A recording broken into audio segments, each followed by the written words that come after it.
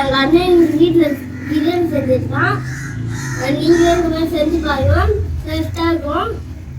அது நம்ம சாப்பிட்டு போகலாம். இப்போ நம்ம வெஜிடபிள் பிரியாணி செய்ய போகிறோம். ஃபஸ்ட்டு எண்ணெய் ஊற்றிக்கலாம். இப்போ எண்ணெய் காஞ்சிச்சு, பட்டை கிராம் ஏலக்காய் போட்டுக்கலாம். பட்டை கிராம் ஏலக்காய் போட்டோன்னே வெங்காயம் போட்டுக்கலாம். வெங்காயம் இப்போ வதங்கிடுச்சு.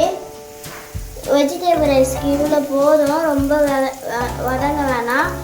கேரட் பீன்ஸ் போட்டுக்கலாம்.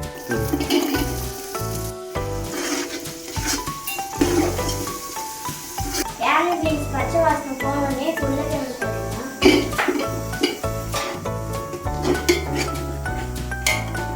உருளைக்கிழங்கு போட்டு 5 மினிட்ஸ் ஆயிடுச்சு. 100 கிராம் இஞ்சி பூண்டு பேஸ்ட் போட்டுக்கலாம்.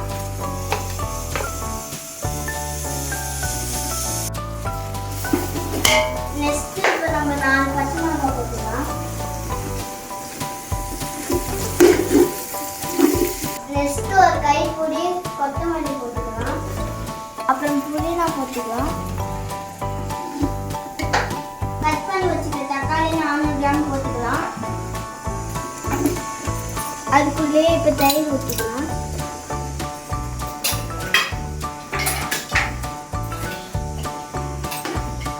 இப்போ கலருக்கோசம் காஷ்மீர் சில்லி போட்டுக்கலாம். காஷ்மீர் சில்லி காரத்துக்கோசம் சில்லி பவுடர் போட்டுக்கலாம்.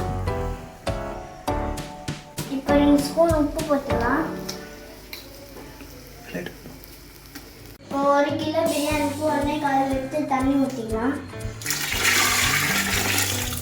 இப்போ நம்ம மூடிட்டு 10 மினிட்ஸ் கழிச்சு இன்னும் தண்ணி பார்க்கலாம். நல்ல வாசனை வருது. இப்போ கொதிச்சனே அரிசி போட்டுக்கலாம். இப்போ அரிசி போட்டாச்சு. பாஸ்மதி அரிசி நல்லா இருக்கும், அது போடுங்க. இப்போ கிண்டிட்டு மூடிட்டு திரும்பி 10 மினிட்ஸ் கழிச்சு தாண்டி பார்க்கலாம்.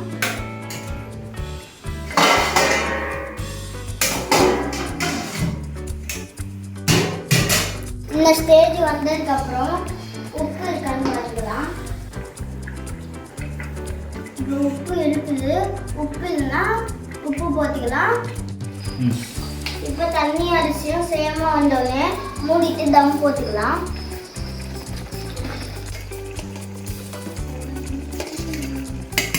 வெயிட் வச்சு தம் வச்சாச்சு. சிம்மில் வச்சுட்டு 20 மினிட்ஸ் கழிச்சு திரும்பி தண்ணி பார்க்கலாம். ஃப்ரெண்ட்ஸ், இப்போ நல்லா வாசனை வந்து தம்மி அரிக்க வச்சுட்டு பிரியாணி எப்படி இருக்குன்னு பார்த்துக்கலாம். நல்லா வாசனை வருது ஃப்ரெண்ட்ஸ். சாப்பிட்டு எப்படி இருக்குன்னு சொல்கிறோம், வாங்க போகலாம்.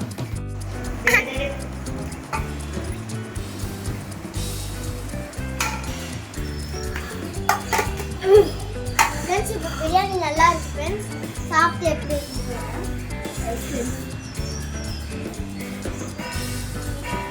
ஆஹா டேஸ்ட். எங்கள் அண்ணன் இன்னைக்கு வீட்டில் செஞ்சுருக்கான், நல்லா இருக்கு. இந்த மாதிரி நீங்களும் வீட்டில் செஞ்சு சாப்பிடுங்க, டேஸ்ட்டாக இருக்கும்.